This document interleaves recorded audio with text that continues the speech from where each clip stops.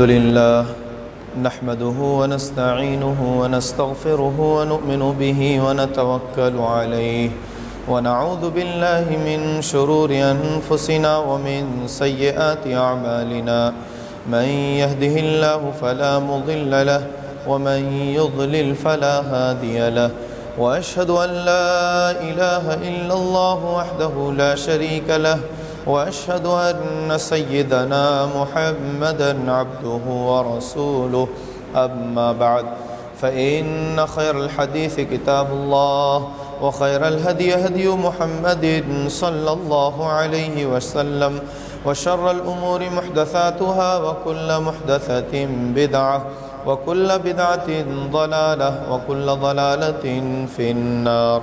أعوذ بالله من الشيطان الرجيم. بسم الله الرحمن الرحيم. يا أيها الذين آمنوا اتقوا الله حق تقاته ولا تموتن إلا وأنتم مسلمون. يا أيها الناس اتقوا ربكم الذي خلقكم من نفس واحدة وخلق منها زوجها وبث منهما رجالا كثيرا ونساء واتقوا الله الذي تساءلون به والأرحام إن الله كان عليكم رقيبا. يا أيها الذين آمنوا اتقوا الله وقولوا قولا سديدا يصلح لكم أعمالكم ويغفر لكم ذنوبكم ومن يطع الله ورسوله فقد فاز فوزا عظيما. وقال الله عز وجل بسم الله الرحمن الرحيم. إن الذين آمنوا وعملوا الصالحات كانت لهم جنات الفردوس نزلا. وعن أبي هريرة رضي الله عنه قال قال النبي صلى الله عليه وسلم المرء على دين خليله فلينظر أحدكم من يخالل. رواہ ابو داود والحاکم فی المستدرک. تمام قسم کی حمد و ثنا، بڑائی، کبریائی خالص اس اللہ وحدہ لا شریک کے لیے لائق و زیبا ہے جو اکیلا تنہا پوری کائنات کا خالق و مالک اور ہم سب کا رب ہے. اور پھر بے شمار درود و سلام ہو ہم سب کے آخری نبی سید المرسلین، شافع محشر، ساقی کوثر، ہادی و رہبر محمد مصطفیٰ صلی اللہ علیہ وآلہ وسلم پر. محترم حاضرین جمعہ، ہماری اور آپ کی ایک فکر ہوتی ہے کہ زیادہ سے زیادہ ہم نیکیاں کریں، اچھے اعمال انجام دیں، برائیوں سے بچیں، باطل، بدعات، خرافات، گمراہ کن چیزوں سے ہر طرح سے اپنے آپ کو بچا کر کے رکھیں. اور یہ جو مختصر سی زندگی ملی ہوئی ہے، بڑی تیزی کے ساتھ جو گزرتی جا رہی ہے، دیکھتے دیکھتے بچپنا ختم ہو کر کے اچانک سے جوانی کی دہلیز میں آدمی قدم رکھتا ہے، اور ابھی وہ اپنے بہت سارے عزائم، ارادے اور مقاصد رکھتا ہے کہ اس کی جوانی ختم ہوتی ہوئی نظر آتی ہے. ہم میں سے جو لوگ عمر کا آدھے سے زائد حصہ گزار چکے، 35 سال، 40 سال، 45 سال، میں سمجھتا ہوں کہ ان کو یہ سمجھنا بہت آسان ہے کہ یہ کب 40 سال 45 سال کی عمر آ گئی، اور ایسے ہی دیکھتے دیکھتے 60 سال 65 سال کی عمر تک اوسط عمر جو اللہ کے نبی صلی اللہ علیہ وسلم نے اس امت کی جو عمر بتلائی ہے وہ ایک دم سے پہنچ جاتا ہے. کہنے کا مطلب یہ ہے کہ یہ عمر اتنی تیزی سے جو گزر رہی ہے تو ہماری ایک فطری طور پر خواہش ہوتی ہے، نہیں ہے تو ہونی چاہیے کہ زیادہ سے زیادہ ہم نیکیاں کریں.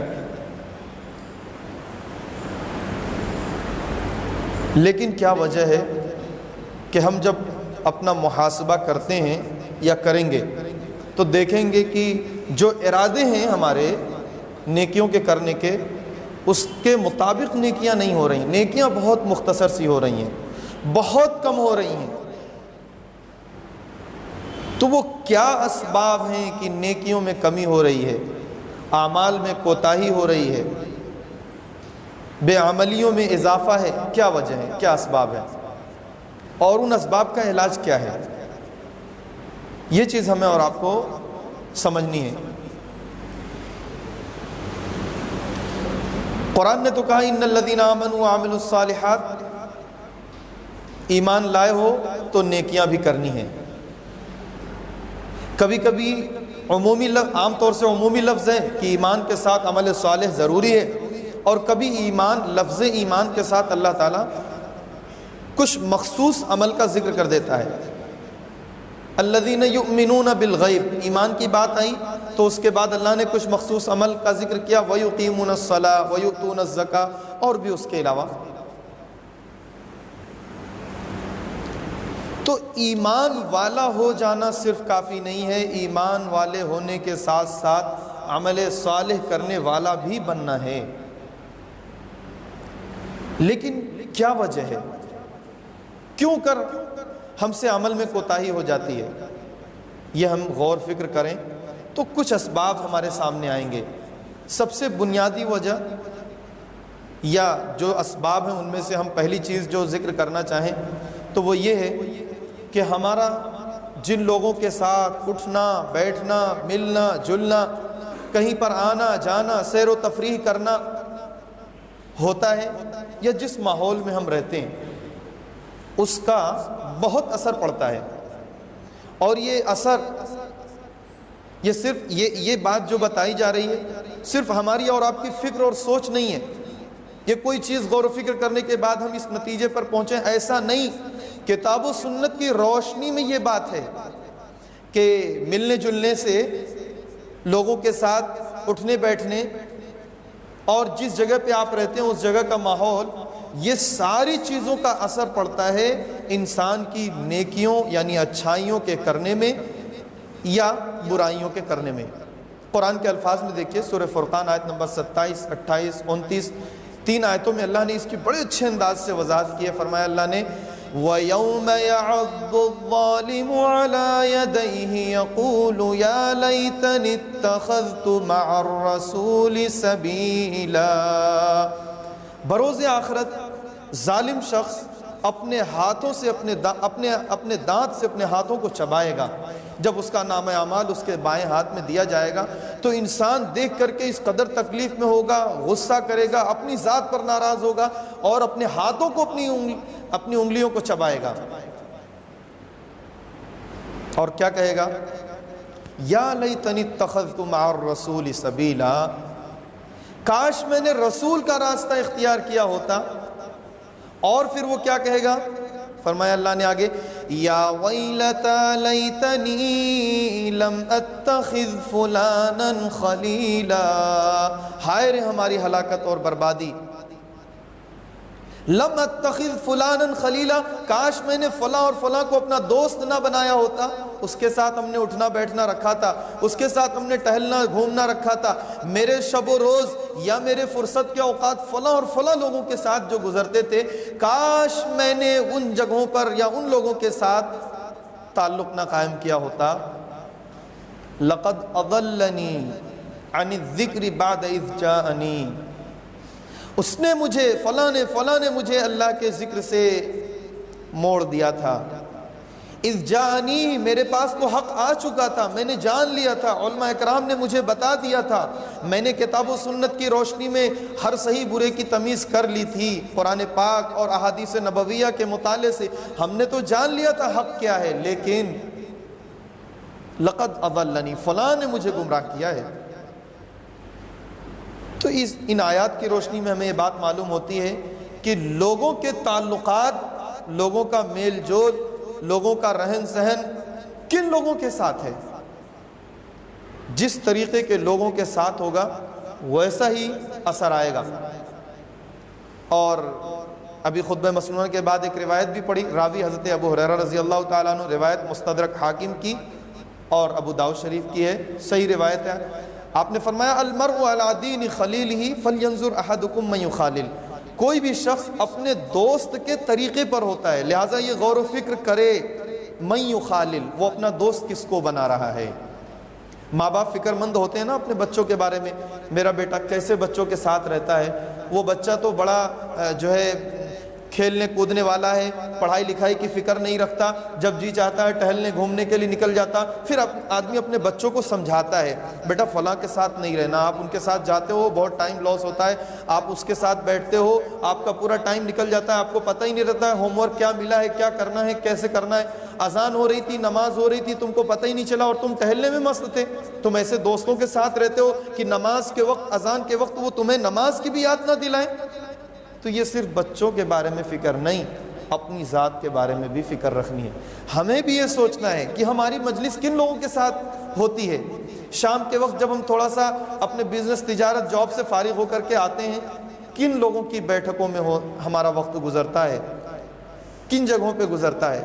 ہمارے ساتھی کیسے ہیں؟ کیا حی علی الصلاۃ، آؤ نماز کی طرف، حی علی الفلاح، آؤ کامیابی کی طرف، یہ صدائیں جب بلند ہوتی ہیں تو ہمارا ساتھی یوں کہتا ہے بھائی نماز کا وقت ہو گیا، اذان ہو رہی، چلو نماز پڑھ لیتے ہیں، کہتا ہے ایسا؟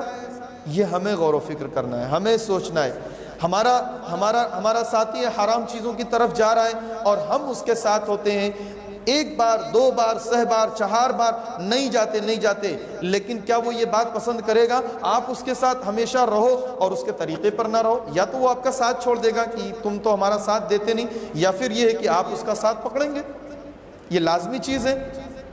اور ایسے ہی ہوتا ہے اکثر.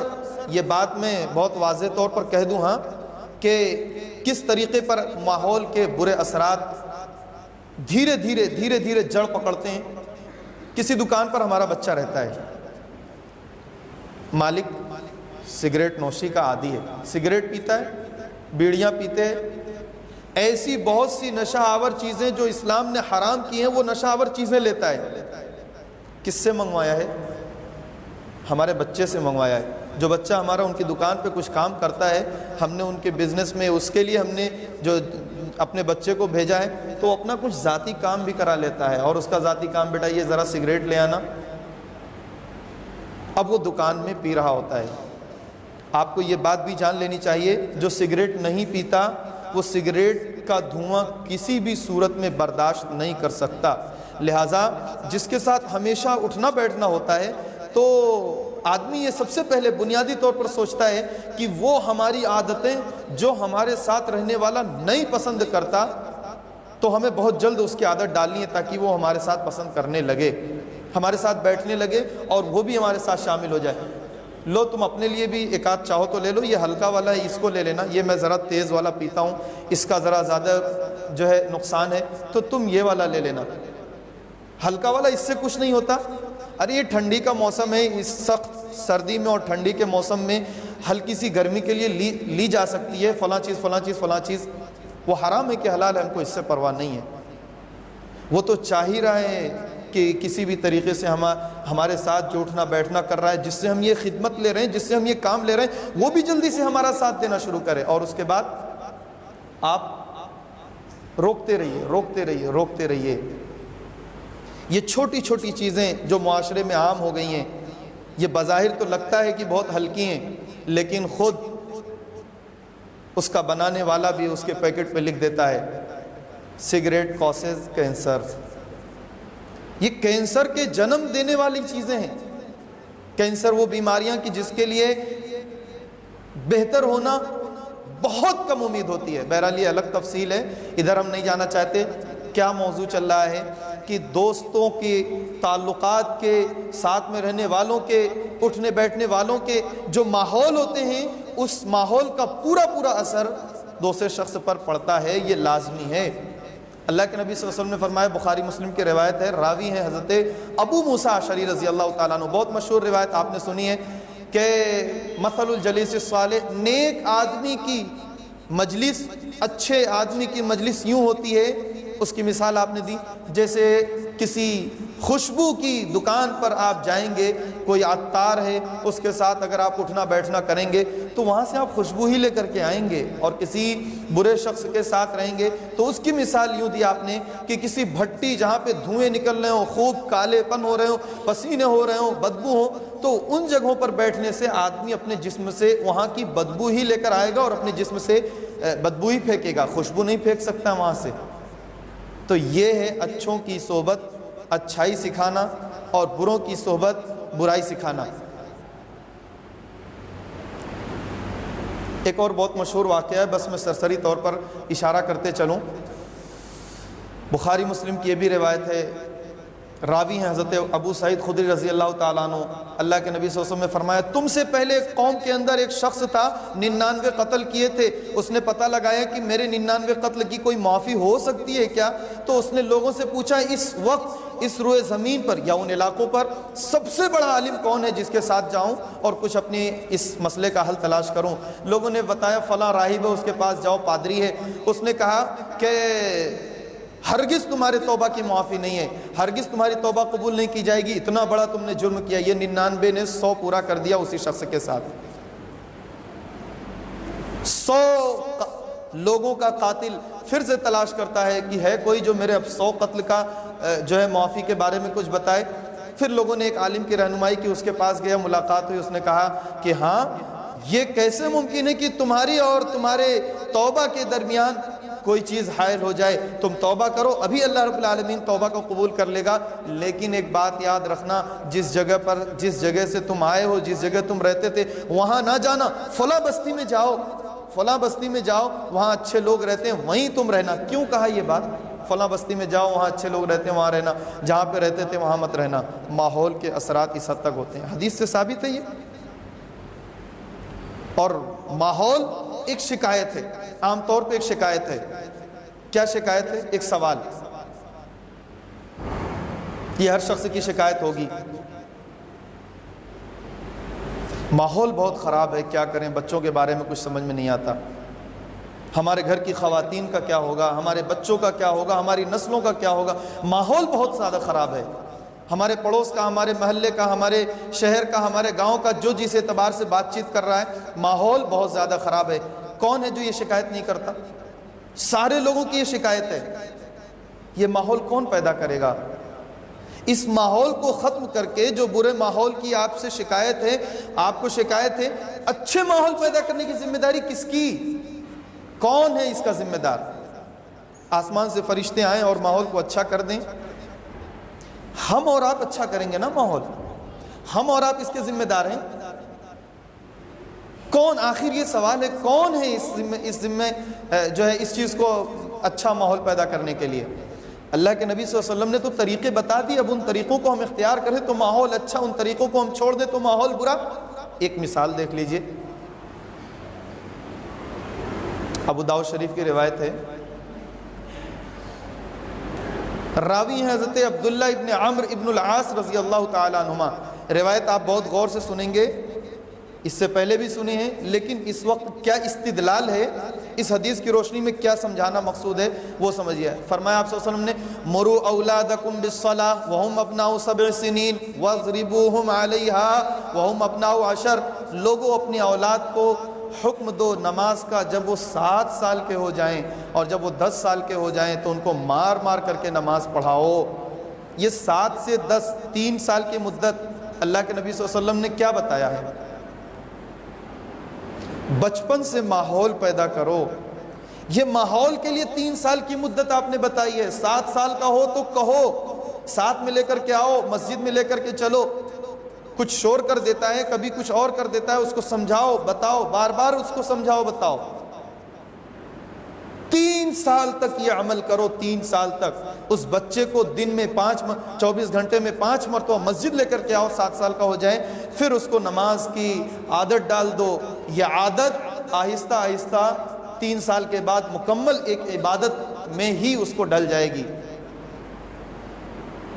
3 سال تک ماحول دینا ہے اس کو۔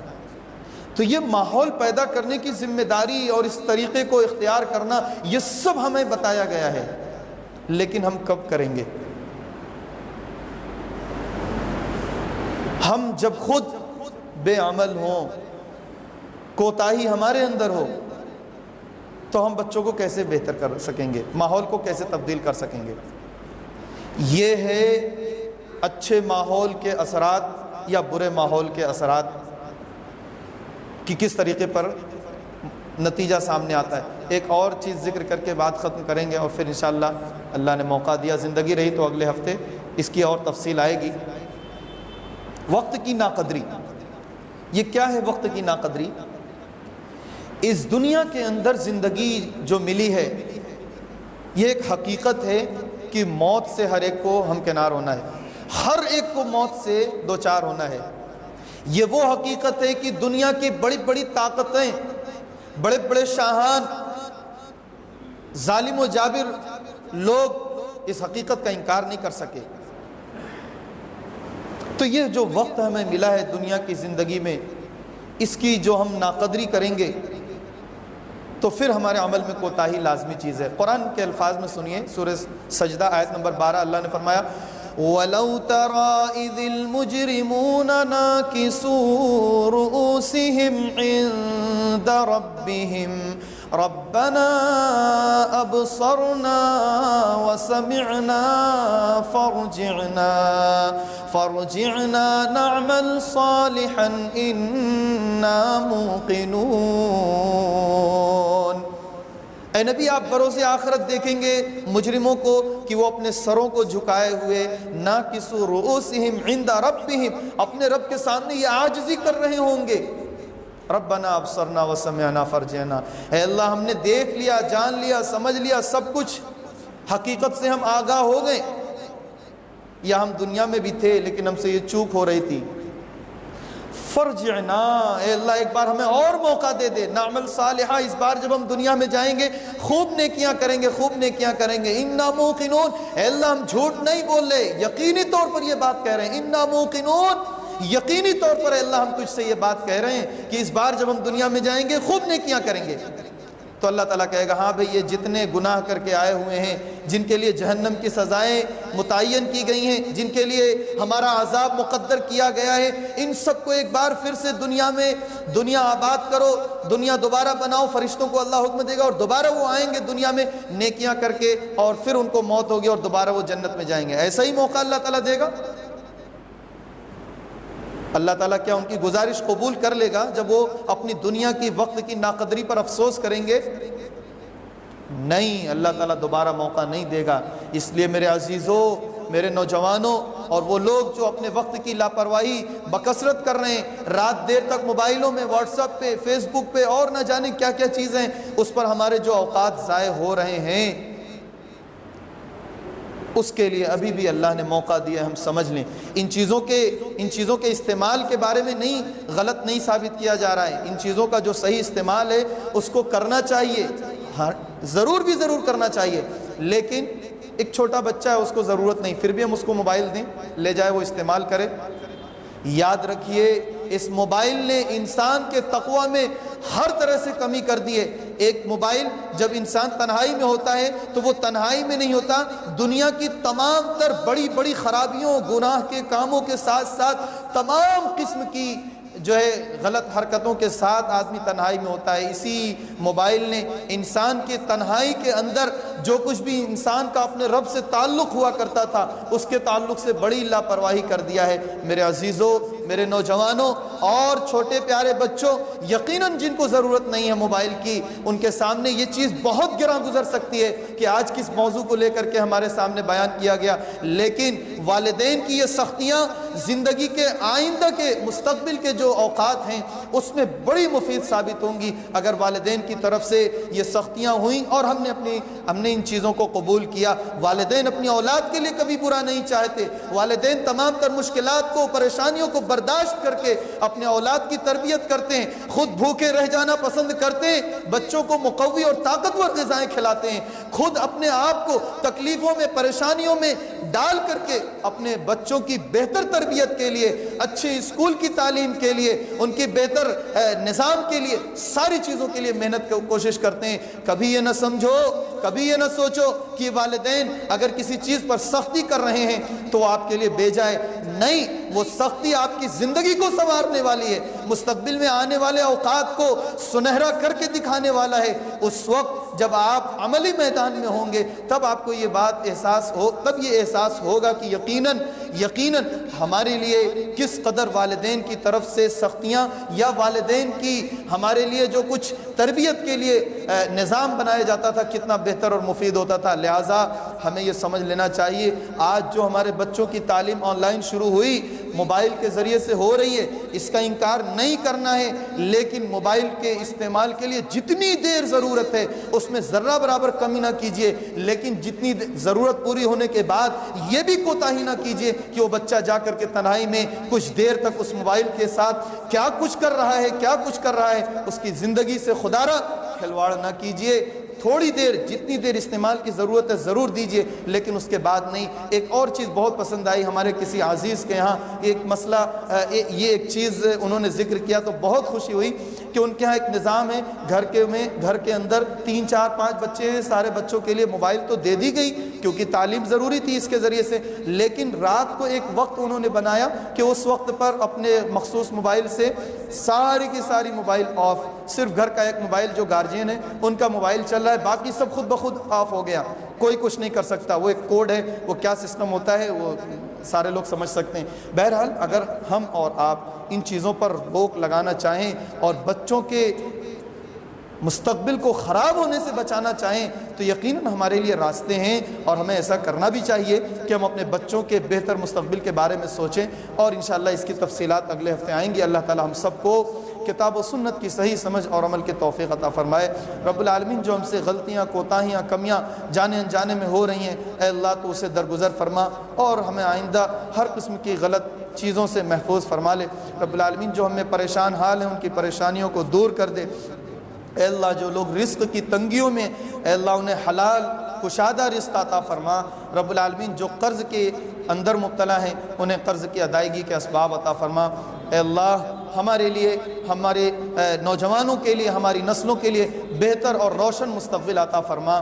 اے اللہ ہم میں سے بہت سے لوگ ایسے ہیں جو مختلف قسم کی بیماریوں میں، اے اللہ ان کو تمام قسم کی بیماریوں سے نجات دے دے۔ اے اللہ ہمیں ہماری زندگی میں چین، سکون اور اطمینان عطا فرما، امن و سکون والا ماحول اور امن و سکون والی زندگی عطا فرما۔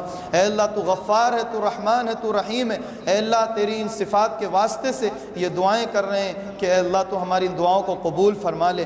اے اللہ ہمارا خاتمہ ایمان پر ہو، حق کے ساتھ ہو، لا الہ الا اللہ محمد رسول اللہ کے ساتھ ہو۔ آمین وآخر دعوانا الحمدللہ رب العالمین۔ بارک اللہ لنا ولکم فی القرآن العظیم۔